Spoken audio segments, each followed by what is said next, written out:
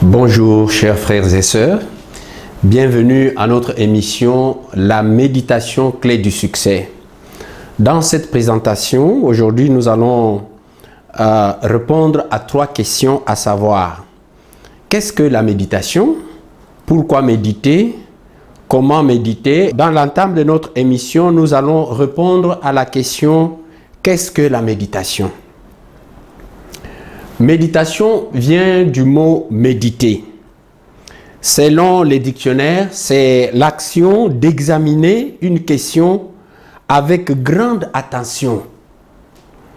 Réfléchir profondément sur quelque chose. Dictionnaire Larousse. Réfléchir attentivement à des vérités mystiques ou spirituelles selon le nouveau dictionnaire biblique augmenté et révisé.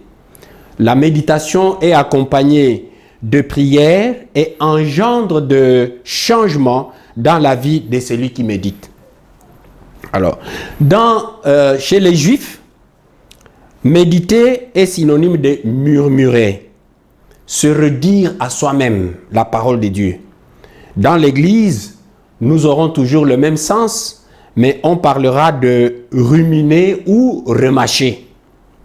Alors, selon la Bible elle-même, quand nous prenons le livre de Jacques, au chapitre 1, le verset 25, il est écrit: « Mais c'est lui qui aura plongé les regards dans la loi parfaite, la loi de la liberté, et qui aura persévéré, n'étant pas un auditeur oublieux, mais se mettant à l'œuvre, celui-là sera heureux dans son activité. » Donc, la méditation, d'après Jacques 25, suppose 5 choses. La première chose, c'est l'observation.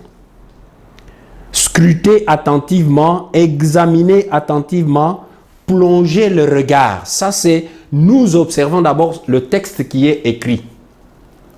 Et la deuxième chose, c'est explication. C'est-à-dire que nous étudions assidûment, s'attacher fidèlement à la parole de Dieu, persévérer avec en écoutant. La troisième chose, c'est l'application. Vivre avec la parole. Disons, il faut mettre la parole en pratique. On ne se limite pas seulement à l'étude, à l'observation, à l'étude, mais il faut mettre la parole en pratique. La quatrième chose, c'est mémorisation. Écouter sans oublier. Donc, nous devons retenir la parole, nous devons mémoriser la parole. Si vous voulez, nous devons incarner la parole en nous. Alors, la cinquième chose, c'est l'obéissance. Là, nous voyons l'action. Il ne suffit pas seulement de mémoriser, mais il faut passer à l'action. Il faut agir ponctuellement d'après l'étude qu'on a faite, d'après la pratique. Il faut vivre la parole au quotidien. Pourquoi méditer? Pour notre relation avec Dieu.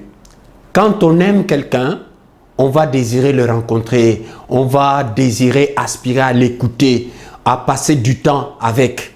Donc, nous, à cause de notre amour envers le Seigneur, nous allons chercher à le rencontrer, lui parler dans la prière, pour éduquer notre oreille à écouter et distinguer la voix de Dieu. Il y a beaucoup de voix dans notre monde aujourd'hui. Mais si nous voulons distinguer la voix de Dieu, nous devons pratiquer la méditation. Nous devons exercer notre oreille pour marcher sur la voie qui conduit à la connaissance de sa volonté. Pour connaître quelle est la volonté de Dieu pour notre vie, nous devons pratiquer la méditation. et aussi mettre en pratique sa parole pour conformer notre vie à la volonté de Dieu. Marcher sur la voie qui conduit à l'obéissance de la volonté de Dieu. Pourquoi méditer? Pour les bénéfices attachés à la méditation. Quand nous méditons, nous profitons. Il y a un profit, il y a un bénéfice. C'est-à-dire, il y a du succès, il y a la réussite par excellence selon le conseil de Dieu à Josué au chapitre 1, verset 8. Que cette parole de la loi ne s'éloigne pas de ta bouche, médite-la jour et nuit, ainsi tu réussiras dans tes entreprises. Il y a le bonheur par excellence selon le psaume chapitre 1, verset 1 à 3. Le psaume dit que heureux l'homme qui ne marche pas selon les conseils des méchants, qui ne s'assied pas en compagnie des moqueurs, mais qui trouve du plaisir dans la loi de l'Éternel, qui la médite jour et nuit. Il est comme un arbre planté près d'un courant d'eau, qui donne son fruit en sa saison et dont le feuillage ne se flétrit point. Tout ce qu'il fait, lui, réussit. Donc, il y a le bénéfice dans la méditation. La méditation est la clé de la sanctification, selon le psaume chapitre 119, versets 9 à 10. C'est la sagesse et la force, selon le psaume 119, versets 98 à 99. Donc, nous sommes toujours en train de répondre à la question « Pourquoi méditer ?» Nous méditons pour notre témoignage. L'expression de notre amour pour le Seigneur, selon Jean 14, 15. Comme nous venons de le dire, si on aime quelqu'un, on aimerait passer du temps dans sa présence. C'est la condition pour porter du fruit.